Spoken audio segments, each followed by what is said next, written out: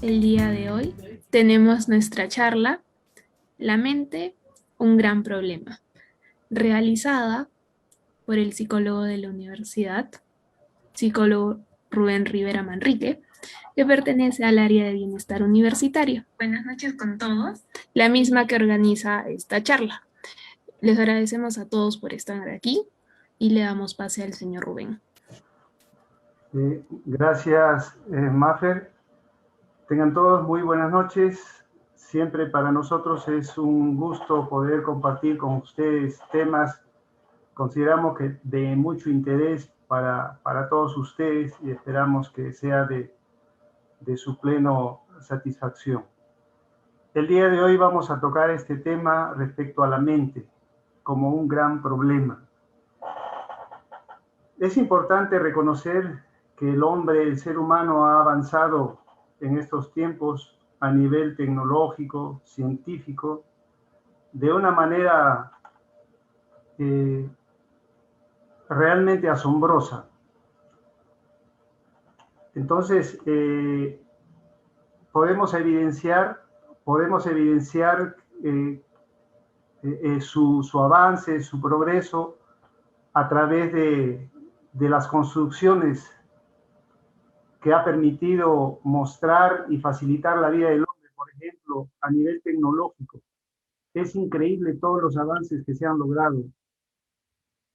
El avance, por ejemplo, a nivel neurocientífico, donde se puede observar la actividad cerebral en tiempo real mientras la persona está viva y realizando una determinada actividad, qué partes de su cerebro están más activas. De la misma forma se ha podido comprobar a través del dron las variaciones climáticas. Todo este avance que podemos nosotros evidenciar en la realidad es simplemente gracias a la mente. Las construcciones que también han sido creadas, edificadas por el hombre gracias a su mente, son realmente asombrosas. Casi llegan a 800 metros de altura, estas construcciones que realmente asombran, y todo esto es gracias a la mente. Es decir, antes de poder nosotros observarla en la realidad, en este plano físico, han estado en una mente de un ser humano, en la imaginación de un ser humano. Todo cuanto podemos nosotros observar en la actualidad es simplemente, dicha de alguna forma, mente materializada, imaginación que se ha hecho una realidad. Entonces, ¿por qué podría la mente convertirse en un gran problema? Es necesario entender que la mente es un funcionalismo del cerebro. Este funcionalismo abarca las emociones, los sentimientos, la imaginación, la motivación. Todos estos procesos mentales son simplemente funcionalismo del cerebro. Ahora, tratemos de analizar por qué la mente se convierte en un gran problema. Y es debido a la emoción. La emoción influye tremendamente en la manera de pensar, en todos los aspectos cognitivos. La emoción influye en la atención, la emoción influye en la imaginación. ¿Pero por qué? Primero, si vamos a conceptualizar la emoción, ¿qué son las emociones? Son estados afectivos que tienen la función de permitirnos adaptarnos al medio, al ambiente, a los pensamientos, los recuerdos. La emoción es una respuesta adaptativa de nuestro organismo al entorno. Las emociones no podemos considerarlas negativas y positivas. Son simplemente emociones, respuestas adaptativas al medio. Claro que hay emociones que se experimentan con desagrado y otras con agrado. Esto nos permite modificar nuestra conducta de acuerdo a la emoción, pero no pueden ser juzgadas en su valor como negativas y positivas, y hay que evitar las negativas y favorecer las positivas. No, lo que debe permitir es conocer qué experimentamos nosotros en nuestro organismo, en nuestro pensamiento, cuando atravesamos una emoción negativa. ¿Qué efectos tiene en nuestro actuar, en nuestro pensar? Y de acuerdo a eso, modificar o variar nuestra reacción ante ese tipo de emociones. Durante los primeros meses de desarrollo, los bebés ya muestran emociones, inclusive todas las emociones, pero su capacidad de razonamiento, su capacidad de imaginar, todo esto está en un proceso de desarrollo. Acá, por ejemplo, podemos observar bebés muy pequeñitos que ya muestran emoción. De la ira, bueno, son 6 emociones básicas, ¿no? La ira, la tristeza, la alegría, el miedo, la sorpresa y el asco. Pero ninguno de estos niños ya tiene posibilidades de ¿qué? De razonar. ¿Por qué? Porque su cerebro todavía está en un proceso de desarrollo. Es importante mencionar que el cerebro se desarrolla de la parte de atrás, desde el tronco encefálico, hacia adelante, hacia arriba y hacia adelante. La última parte en que se termina de desarrollar es la corteza prefrontal. Después, todas las partes de atrás, de abajo, de atrás y hacia adelante, se van madurando, van desarrollándose progresivamente.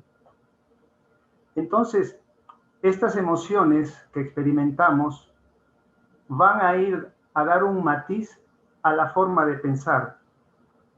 Es natural que en un medio de un hogar, pues algunas veces los padres discutan, tengan algún tipo de descontrol emocional, cosas que son parte de la vida, que quizás por trabajo se ausenten y vayan generando en los niños sentimientos de soledad, sentimientos de abandono, que hayan conflictos, por ejemplo, entre papá y mamá por motivos de la bebida. Todas estas emociones son partes de la vida. Entonces, cuando son muy persistentes, cuando son muy continuas, cuando son muy frecuentes, van a ir pintando, si se puede decir, de un matiz todos los procesos cognitivos, la atención, la imaginación. Una manera de explicar esto, he querido graficarlo más o menos de esta forma. Las emociones que más perturban al ser humano y que se han hecho evidentes en estos tiempos de pandemia son, por ejemplo, la tristeza, la ira, el miedo y la alegría. He querido darle cierto color a cada emoción para poder entender cómo las emociones van pintando, van matizando los procesos de la mente, como son los pensamientos, los razonamientos, la imaginación, la creatividad, los sentimientos, la memoria. Es importante también mencionar que la emoción no es lo mismo que el sentimiento. La emoción, como dijimos al inicio, es una reacción, una respuesta adaptativa de nuestro organismo al entorno. Si nosotros no tuviéramos miedo, podríamos realizar actividades que podrían ir contra nuestro organismo, como por ejemplo, si yo me acerco a un toro y no siento miedo, puedo sufrir que este animal en una reacción imprevisible reaccione y me pegue un golpe con sus cuernos y me dañen. Entonces, el miedo aparece para yo tomar alguna acción prudente al ver un animal tan grande y tan fuerte. Entonces, el miedo me ayuda a regular mi comportamiento. Pero como dijimos, cuando el miedo es demasiado persistente, ha sido una emoción muy repetitiva, pues va a extender su efecto en todos mis procesos. Una manera, como decía, de poderlo explicar, podría ser de esta forma. Cada uno de estas emociones, van a matizar el pensamiento. Acá la mente está inmaculada, vamos a decir, no contaminada por la emoción. Pero conforme el niño va creciendo y va ingresando a la edad de 5, 6, 7 años, a la edad que los especialistas afirman que la personalidad ya se ha concretado, que es hasta los 7 años, entonces va a pintar, va a matizar todos nuestros procesos mentales. Un ejemplo, una vivencia emocional como por ejemplo de demasiado rigor, demasiado castigo, que hemos recibido muchas llamadas de atención, una disciplina muy estricta, puede generar en un ser humano miedo, inseguridad. Y quizás se muestre ante ese miedo, esa inseguridad, demasiado dudoso para hacer cualquier empresa nueva. Puede ser. Puede tener mucho miedo de cometer errores, puede tener mucho miedo de fracasar. Y se convierte en una persona demasiado prudente, muy complaciente, muy, diríamos,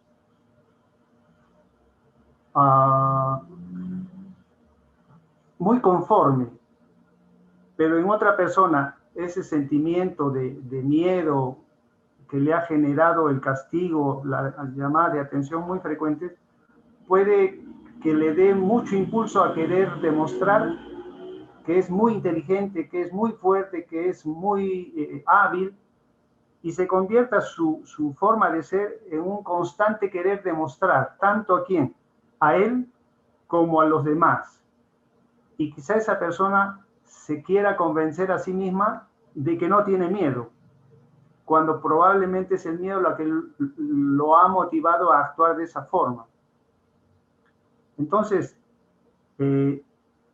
podemos darnos cuenta cómo el pensamiento empieza a tornarse, vamos a decir, en un problema, porque empieza a ser influenciado por la emoción que lo acompaña.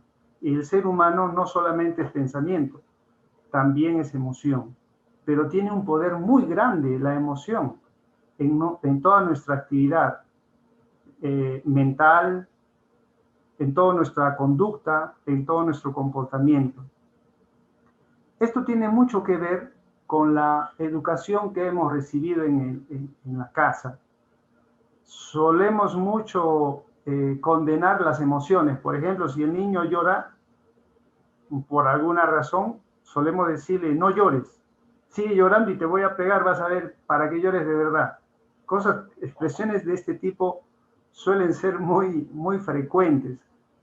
O cosas, miren, cosas como que el niño está jugando y trepando por allí y le dice la madre, cuidado, te vas a caer. Si te caes, te doy en el suelo. Esto lo hacemos. ¿Y por qué una madre actuaría así, demasiado sobreprotectora? Probablemente porque tiene mucho miedo. Y ese miedo la hace querer reprimir al niño y quitarle toda libertad de experimentar, de comprobar su capacidad, su destreza motriz, qué sé yo. Entonces, nuestra educación está basada en el miedo y la culpa. Reprimimos emociones, reprimimos esas reacciones de nuestros hijos a veces de audacia, y todo porque, pues, quizás hasta hemos sido educados también de esa misma forma y dejamos como herencia ese tipo de influencia en nuestros hijos. Entonces, cuando un niño está demasiado reprimido en el colegio, perdón, en la casa, y de allí va a la escuela, debemos decir que hay una gran diferencia entre instrucción y educación. La instrucción está más relacionada con el área militar, donde las jerarquías están bien marcadas. En la instrucción militar, los rangos, las jerarquías, están bien marcadas. Por ejemplo, un recluta no puede cuestionar en absoluto la orden que le puede dar un cabo, un sargento o un superior. Tiene que cumplir. Recuerdo cuando hacíamos servicio militar, nos decían, las órdenes se cumplen sin dudas ni murmuraciones. Todos teníamos que movernos al mismo tiempo, estar perfectamente uniformados, con el cabello perfectamente cortado. La cama debe estar bien extendida. Todos estos eran procedimientos propios de la instrucción militar. Y aquel que no cumplía con esa exigencia, pues era acreedor de una sanción drástica. Es así que nuestra educación primaria, secundaria, tiene mucho más que ver con lo militar. Siéntate y no te muevas. Está prohibido estar conversando con el compañero de al lado. Cosas de este tipo se suelen escuchar frecuentemente. Pues la formación, el uniforme, todo esto muestra cierta rigidez. Cosa de lo que nada tiene que ver con educación. Instrucción, educación son palabras que se suelen usar como sinónimos, pero hay una diferencia muy grande entre educar e instruir. La educación tiene que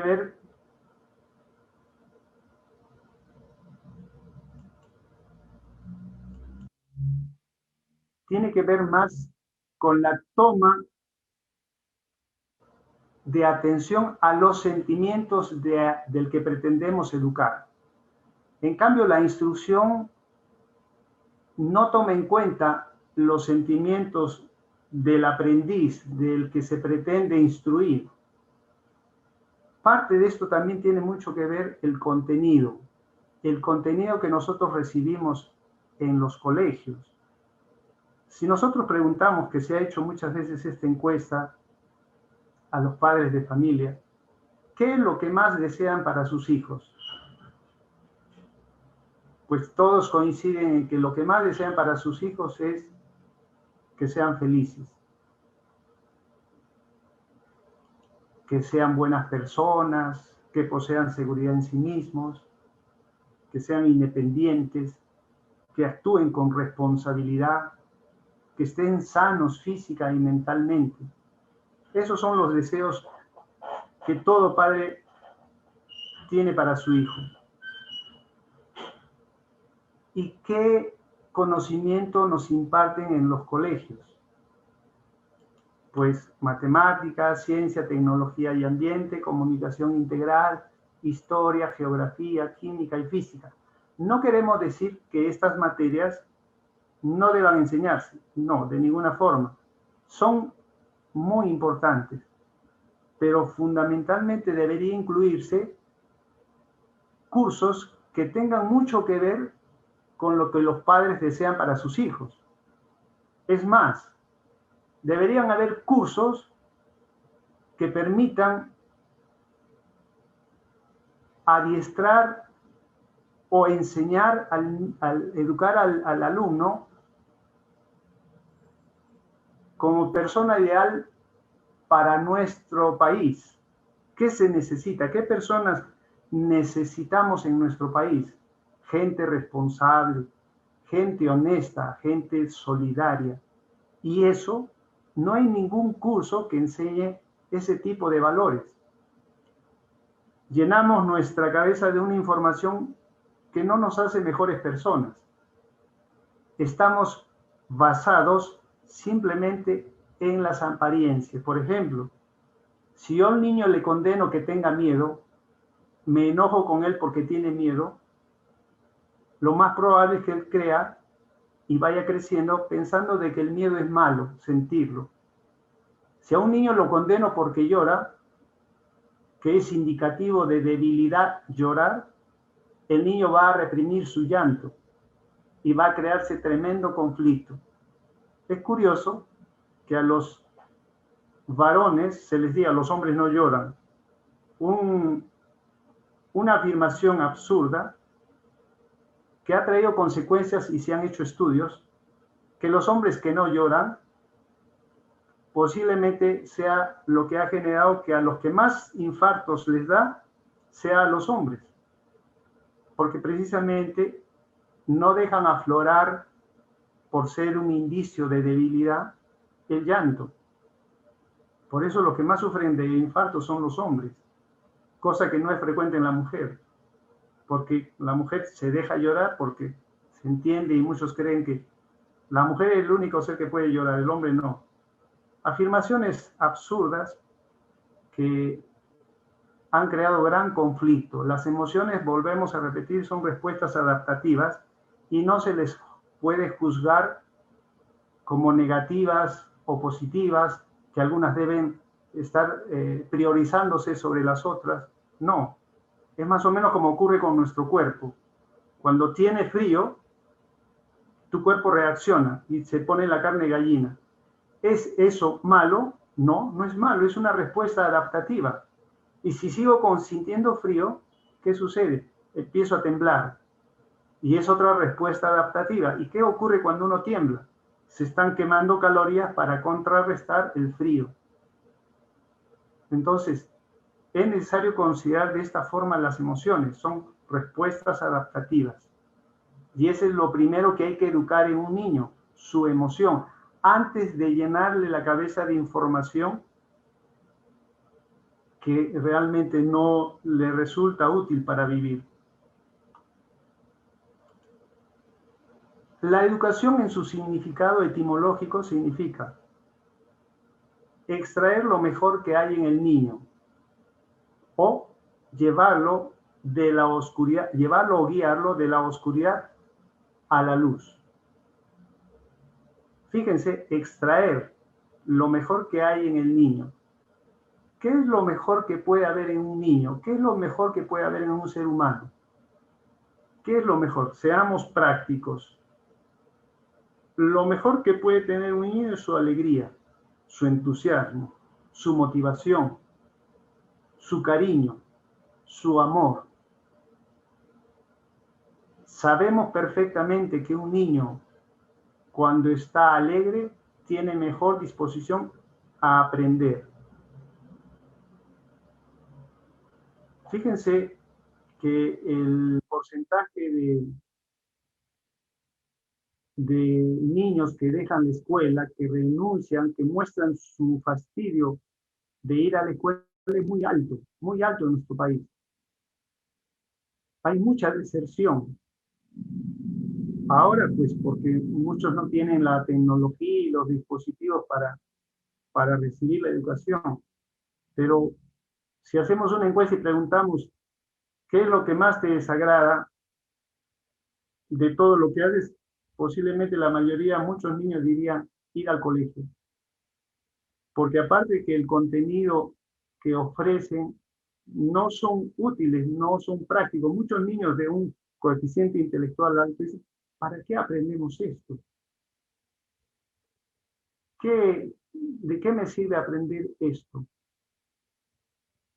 ¿De qué será útil aprender logaritmos?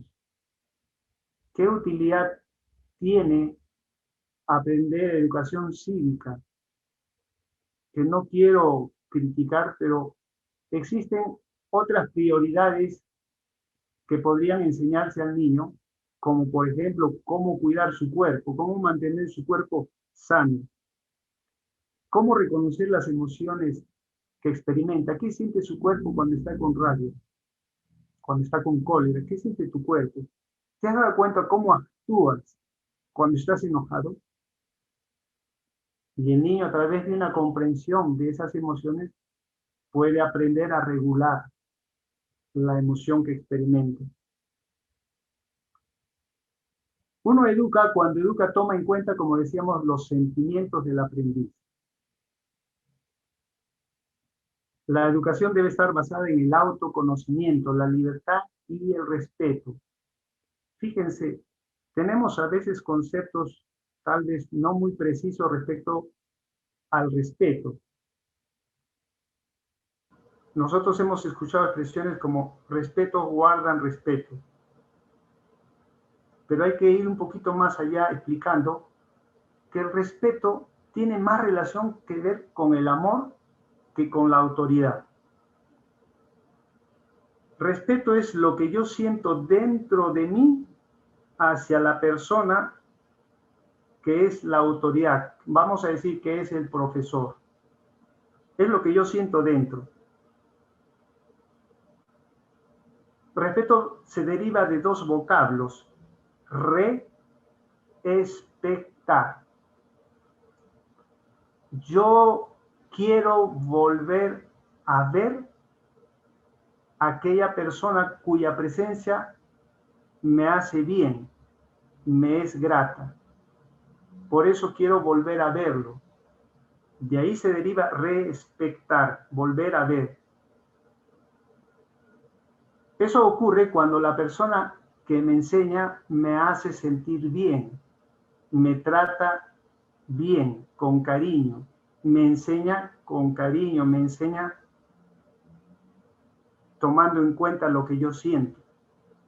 Si uno enseña de esta forma, el alumno siente respeto, le gusta el profesor. Ocurre que hay profesores para quitarse el sombrero, que hacen reír en la clase, que enseñan con mucho dinamismo, los muchachos se sienten a gusto, y es bajo ese tipo de relación que uno aprende, no bajo las llamadas de atención, el poner en ridículo al alumno. Todo esto lo hace actuar al niño, aprender a actuar por apariencia. Entonces sonríe y dice, buenos días, profesor, pero ¿qué es lo que está sintiendo dentro de él hacia su profesor después que le ha llamado la atención y puesto en ridículo delante de sus compañeros? En todo caso, quien hace eso no es un educador, es un instructor.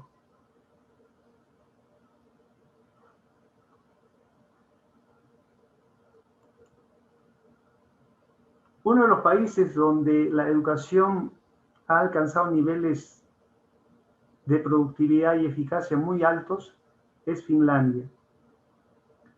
Allí se inicia la etapa escolar a los 7 años, cuando ya se cumplió, ya se formó la personalidad. Otro de los países desarrollados como Alemania tiene obligación la escuela a partir de los 6 años. En nuestro medio sabemos que los niños ya empiezan a ir a la escuela a los 3 años, cuando todavía son muy vulnerables, cuando todavía no logran explicar, sentir, comprender las conductas de sus compañeros, de sus profesores. Ese primer día de clase a un niño pequeñito es terrible. A veces, y es completamente normal, a veces tremendamente traumático. Y es perfectamente natural que responda así. No son muchos los niños que se contienen y toleran ese primer día tan terrible que es para muchos el primer día de clases a un niño de 3, de 4 añitos. Debería modificarse. Un niño que ya ha crecido hasta los 7 años está más aplomado, más madurito, más preparado para comprender, tiene mayor fortaleza para enfrentar gente desconocida de su edad, una persona extraña como es la profesora. En Finlandia la educación es más libre. Podemos ver que nadie está uniformado. Y estos son bases muy importantes para aprender bajo la libertad. Cuando uno está emocionalmente sereno, tiene mayores posibilidades de crear.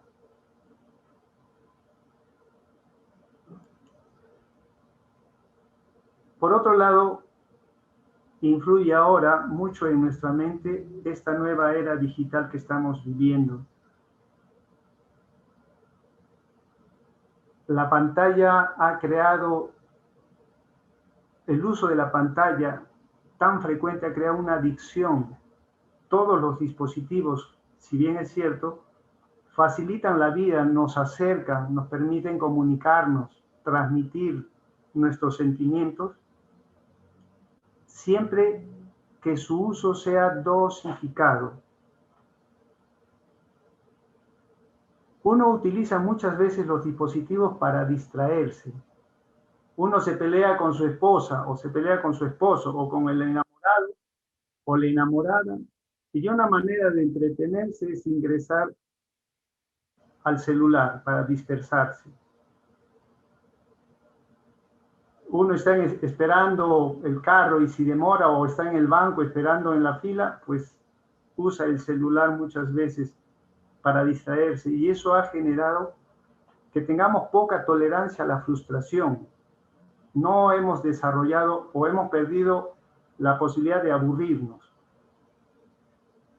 Lo que genera este tipo de estímulos es una hormona en el cerebro que se llama dopamina, que genera placer inmediato, pero tiene un problema que es adictiva.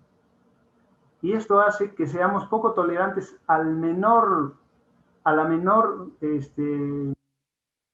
contingencia que tengamos en nuestra vida, reaccionamos de manera desproporcional, en forma impulsiva. No existe nada mejor para el desarrollo de la mente y buen funcionamiento del cerebro que la actividad física, el leer. Nosotros, con los estímulos visuales que tenemos y que nos ofrecen los dispositivos, si se usan en demasía, generan tremendos problemas a nivel psicológico, emocional. Porque es más o menos lo que equivaldría a ocurrir cuando a un niño se le da alimentos de sabor intenso y agradable. Por ejemplo, si un niñito come demasiada golosina, demasiado chocolate, helado, papitas fritas, pollito a la brasa, si frecuentemente se repite este tipo de alimentación, intente inculcarle alimento natural, saludable como las verduras, para que vean lo que va a ocurrir. No se puede comparar el sabor de la verdura con un pollito a la brasa, pero si hablamos de beneficio, naturalmente que las verduras, las frutas, las ensaladas, pues tienen un efecto muy favorable en nuestro organismo. Más o menos es así. Los sabores de la comida chatarra son intensos. Sus envolturas llaman mucho la atención. Más o menos ese es el efecto que genera los estímulos visuales que nos proporcionan los dispositivos como el celular, la laptop, toda esta era digital. Entonces, ¿que está mal? No. Dosificar su uso, porque todo esto tiene un efecto tremendo en nuestra mente. Nos hacemos intolerantes, afecta tremendamente nuestro sueño. Y hay mucha gente que al no poder dormir, coge el celular para dejar que aparezca el sueño. Y el sueño se espanta ante tanto estímulo, se espanta, y ya cuando viene, cuando ya está el organismo completamente agotado, cansado, y ya el sueño ya no es reparador, sino ya se convierte en una necesidad de tanto agotamiento. Eso afecta nuestra memoria, afecta nuestra capacidad de resistir la frustración. Nos hacemos poco tolerantes a la frustración. Nos enojamos de cualquier evento. Exigimos cosas que no se puede exigir. Queremos hacernos dueños de la persona que nos acompaña. Nos hace reaccionar terriblemente que no nos salude, que no tenga una muestra de afecto. Queremos que él actúe como a nosotros nos gusta. Queremos que la vida sea como a nosotros nos gusta. No aceptamos como es la vida. Si llueve y salí pues en camisita, empiezo muchas veces a echar maldiciones del clima. Así empezamos a reaccionar en forma desproporcional.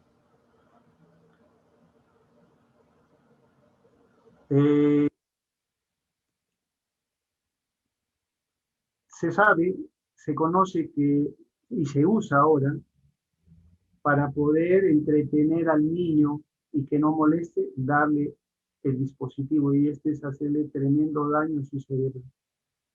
Tremendo daño.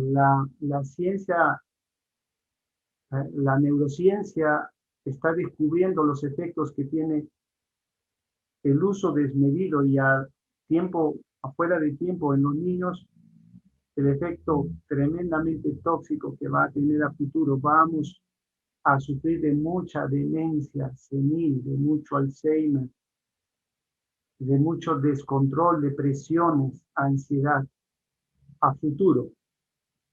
Si es que no regulamos el uso de estos maravillosos dispositivos, siempre que se dosifique su uso y nos demos cuenta que el celular se ha convertido en un órgano, en una necesidad tan grande. Alguien pierde su celular y su vida ya no tiene sentido. Entiendo que si es por trabajo, pues ni hablar, se puede comprender, pero va mucho más allá. Se crea una adicción tremenda los niños a estos dispositivos. Entonces es importante reflexionar respecto a lo que está pasando. Y no existe nada mejor para la mente que el ejercicio.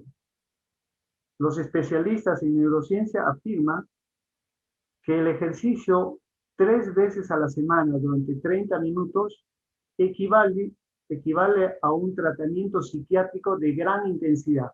¿Qué quiere decir?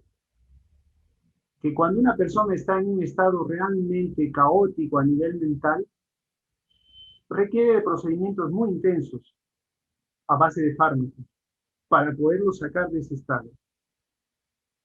Esas intervenciones intensas en la psiquiatría se pueden lograr por su efecto haciendo ejercicio, pero es necesario ser constante, 3 veces a la semana durante 30 minutos. Al comienzo el cuerpo no se quiere adaptar, pues uno dice, pero he dormido menos, me voy a cansar, y es todo lo contrario. Conforme se va adaptando el organismo, van empezando a experimentarse los beneficios. El ejercicio es formidable para una buena salud física, una buena salud mental y un fortalecimiento del sistema inmune. Otro aspecto importantísimo que también se ha visto alterado enormemente es el buen descanso. Dormir bien. Dormir bien equivale a irse a la cama sin un proceso digestivo en ejecución. 4 horas antes de irse a dormir, uno debe haber comido algo ligero. 4 horas antes. Y nunca debe dormirse más allá de las 10 de la noche. Es mejor levantarse temprano y hacer sus actividades si es que el tiempo no alcanza. Es mejor dormir temprano, levantarse a partir de las 3, porque la mayoría de la gente que esté estresada ocurre que duerme y a las 3 de la mañana se despierta, que es una de las horas más adecuadas para iniciar un estudio, puesto que el cerebro está más descansado, más fresco, en mejor condición para recepcionar el contenido que uno quiere instalar en su memoria. Otra de las actividades de gran beneficio para la salud mental es la meditación. Para la meditación es importante no asumir la postura que usan los hindúes y todos los de donde han venido estas técnicas maravillosas para lograr equilibrio y lucidez mental. No es necesario asumir la posición de loto, que es cruzando las piernas, porque no están meditando por asumir la postura. Pero muchos, como estamos demasiado motivados por las apariencias, pues asumimos, inclusive hasta nos autoengañamos, ¿no? Asumimos la postura de flor de loto y yo me convenzo que ya estoy meditando. Con lo que está pasando es que ya me está doliendo las rodillas, ya me está doliendo los tobillos y yo quiero convencerme de que estoy meditando. Es muy importante la postura. Sentarse cómodamente en un sillón, inclusive apoyando la cabeza, puede favorecer para lograr esta práctica de meditación. Estar cómodamente sentado es suficiente. No hay que solamente asumir la postura de piernas cruzadas, porque acá en el occidente pues no tenemos la alimentación ni hemos heredado la genética para poder tener esa flexibilidad articular. Compartir, jugar en familia también favorece enormemente nuestra salud mental. Y naturalmente comer abundante fruta, abundante ensalada. Nunca juntas, o fruta o ensalada, con semillas. Son alimentos que por lo menos una vez a la semana debemos permitirnos, nuestro cuerpo nos lo va a agradecer. Bueno, hasta acá el tema que teníamos para ustedes. Si hay alguna pregunta, pues con mucho gusto.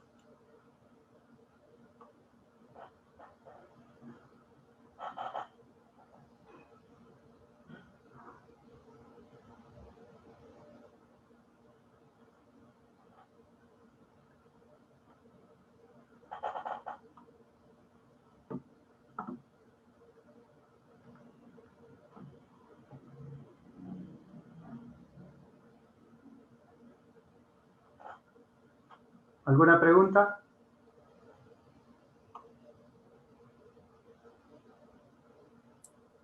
Tenemos una pregunta. Dice, ¿cómo podemos controlar nuestras emociones en tiempos de pandemia? Ya. Primero hay que comprender que la emoción de miedo, la emoción de angustia, es completamente normal. Tenemos que precisar qué es lo que nos da miedo y cuánto de nosotros tenemos control sobre eso. Estar atento a cuando uno sale, de usar su mascarilla, mantener el distanciamiento, ser consciente de dónde coloca su mano y que hasta que no llegue a casa lavarse la mano, pues no puede llevarse la mano al rostro, ni a los ojos, ni a la boca. Necesitamos hacernos conscientes del momento presente. Si nos sentamos y nos ponemos a pensar en qué pasaría si nos contagiamos, qué pasaría si mi abuelito se contagia, si hacemos eso, vamos a crear tremenda emoción de angustia, de miedo, que no tiene ninguna utilidad. Lo primero es saber que la emoción se produce por una manera de pensar. Quiero controlar la emoción. No controles la emoción. Presta atención cómo la has generado.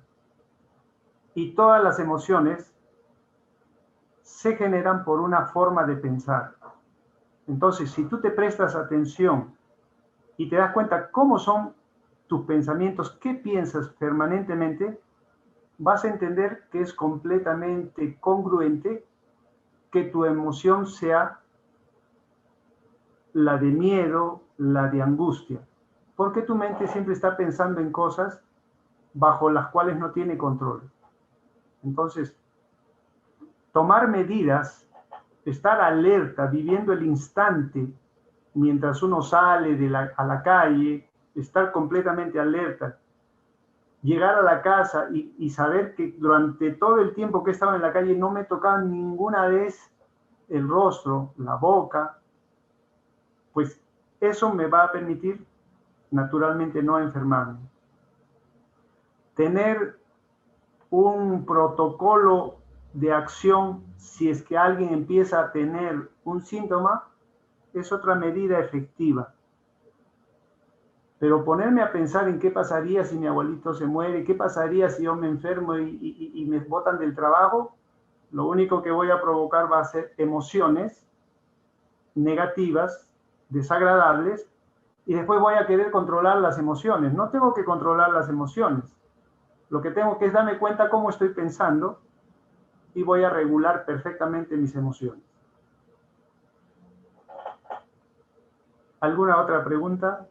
Tenemos otra pregunta. La irritabilidad en los jóvenes ha aumentado por el confinamiento. ¿Cómo podemos ayudar a controlar o qué tipo de actividad realizar si no desean realizar ejercicios? Ya. Es una pregunta muy buena. La intolerancia, la reacción impulsiva de los jóvenes no solo se debe al confinamiento, que es realmente cierto. El confinamiento ha generado un estado de ansiedad por el miedo a enfermarse, por miedo a que la economía se vea tremendamente afectada, que eso también es un hecho, por las medidas económicas que toma el país, pero también por los muy malos hábitos que tienen nuestros jóvenes.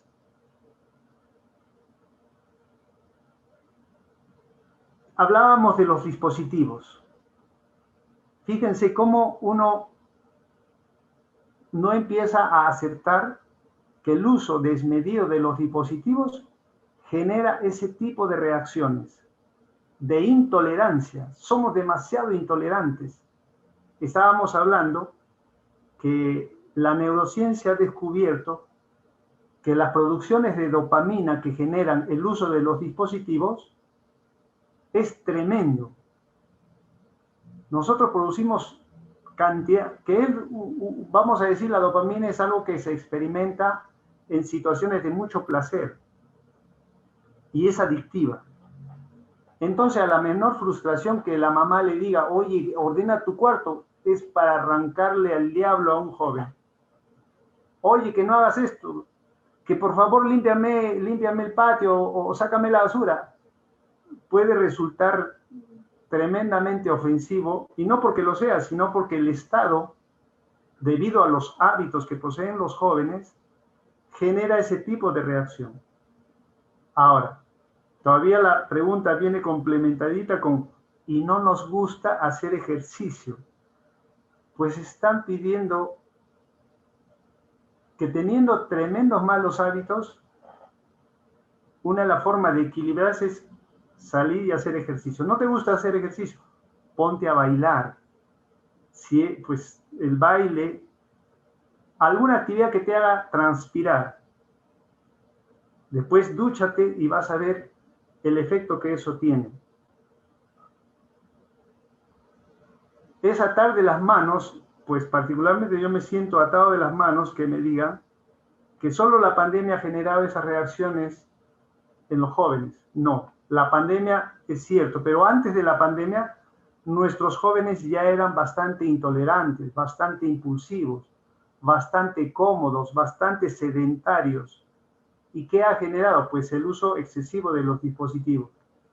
La gente se ha hecho más sedentaria ahora y se siente agotado, que es otro de los aspectos que genera el uso del dispositivo. La estimulación tan intensa que tenemos genera agotamiento. Y no me he movido del sofá donde estoy mirando mis videos, mis TikTok y todo lo que ofrece. Jóvenes, no existe nada mejor para mantenerse sano que hacer ejercicio y dormir bien. Si ustedes hacen ejercicio, y duermen bien, van a ver el efecto que va a tener en sus reacciones. Colaborar en la casa.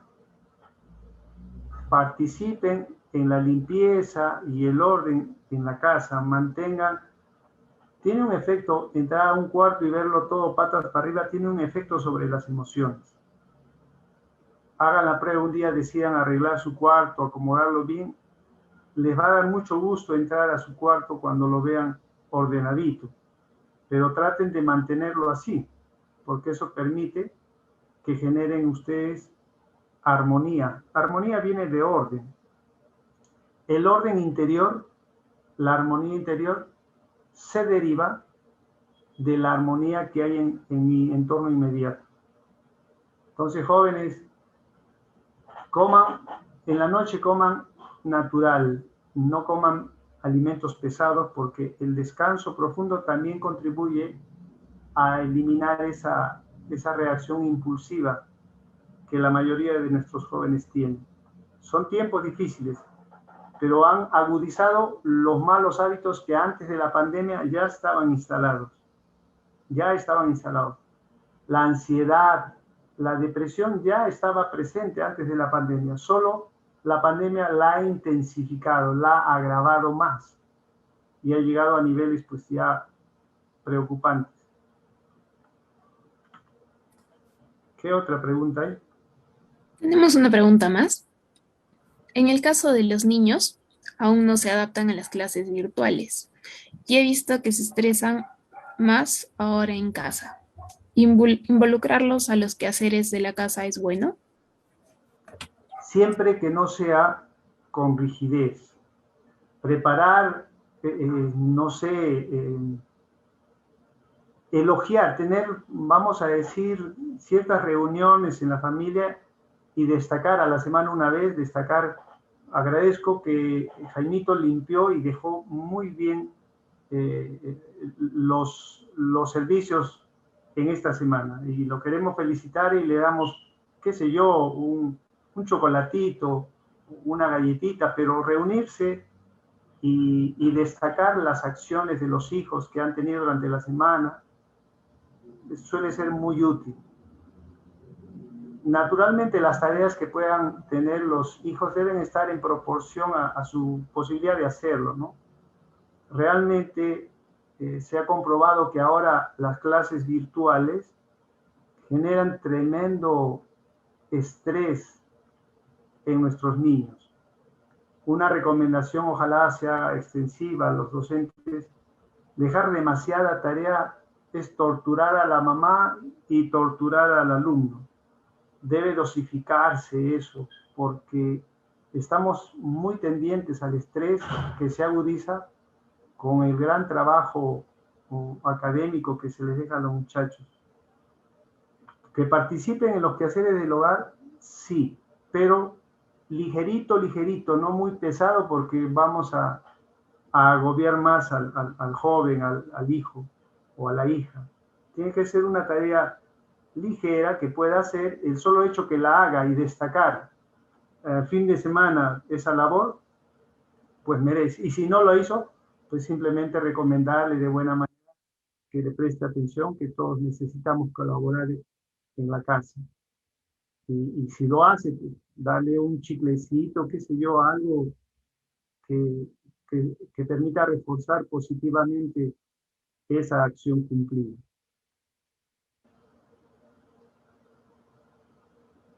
¿Hay alguna otra pregunta más?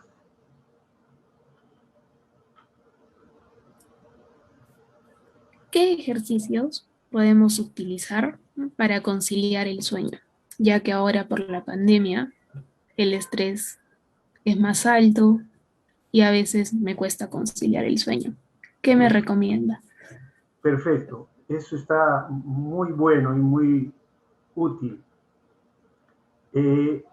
Antes de acostarse debe hacerse como un ritual agradable. Nosotros, si bien es cierto, vivimos en un cuerpo físico, no somos el cuerpo. Nosotros somos el habitante que está en el cuerpo. Esto no sé si se logre comprender. Por eso al cuerpo hay que tratarlo como un amigo entrañable. Voy a acostarme, primero, evitar comer muy pesado en la noche, hacerlo temprano, masticar bien. Segundo, alejarme del celular en lo posible 1 hora antes. ¿Por qué? Porque los estímulos, como ya dijimos, de este dispositivo tienden a espantar, lo hacen correr al sueño por los estímulos que tenemos o que recibimos de estos dispositivos. Después, hacer un pequeño estiramiento, como cuando uno va a empezar a hacer ejercicio, un estiramiento suave con los ojos, preferiblemente con los ojos cerrados y acompañado de una respiración profunda. Por ejemplo, estiro mis brazos hacia arriba, inhalo profundamente. Me agacho suavemente hacia adelante, intentando tocar con mis dedos la punta de mis pies y expulso el aire. Lo vuelvo a hacer, lo puedo hacer simplemente 3 veces. Luego separo las piernas, levanto los brazos hacia arriba, inhalando profundamente, contengo el aire, me inclino hacia la pierna derecha. A medida que lo voy haciendo, voy expulsando el aire hasta que no quede absolutamente nada de aire en mis pulmones. Vuelvo a incorporarme, tomo aire y lo hago hacia la pierna izquierda. Esto podemos hacerlo 2 veces para cada lado. Después, una vez que ya me cambié, empezar a hacer un masaje suavecito a la planta de los pies, 3 minutos o 2 minutos cada pie. Después de hacerse un masaje a las pantorrillas con las palmas de las manos, suavemente, pero concentrarse en lo que está haciendo.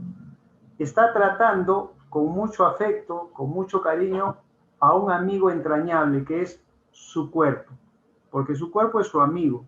Los va a acompañar o nos va a acompañar a todos durante todo el tiempo que estemos vivos en este mundo. Entonces hay que tratarlo con cariño. Hacerle masajes a las pantorrillas, a los muslos, a los glúteos, con los nudillos, los músculos de la espalda, los músculos lumbares, los brazos, un pequeño masaje con las yemas de los dedos, el rostro suavemente, la cabeza. Una vez terminado este masaje, sin olvidar que estoy generando una relación de afecto hacia mi cuerpo. Me acuesto. ¿Cuánto tiempo me puede durar un masaje? Pues vamos a decir 5 minutos a todo el cuerpo. Me echo y empiezo a inhalar profundamente por la nariz, lento y profundo por la nariz, y a exhalar por la boca. Hacerlo hasta que en poco tiempo van a empezar a sentir ganas de bostezar. Eso es un indicio muy claro de que el sueño ya está rondando nuestro cuerpo, se está aproximando el sueño. Sigan respirando lento, profundo, exhalando todo el aire, y una vez que exhalo me quedo 2 o 3 segundos sin inhalar e inicio la inhalación por la nariz lento y profundo. La inhalación por la nariz y la exhalación por la boca. Cuando lo haga, en cortos minutos voy a empezar a sentir ganas de bostezar. Si siento el bostezo, ya me estoy acercando al sueño. Síganlo haciendo y van a ver que van a facilitar que el sueño se aproxime. No traten de dormir a la fuerza, porque cuando uno trata de dormir a la fuerza, lo que hace es espantar más al sueño. No, solo respiren lento y profundo con mucha atención a su respiración y van a ver el efecto. Eso es lo que les puedo decir. Ya no tenemos más preguntas. En este caso nos quedaría agradecer a todas las personas que están tanto en el en vivo de Facebook como en este Zoom.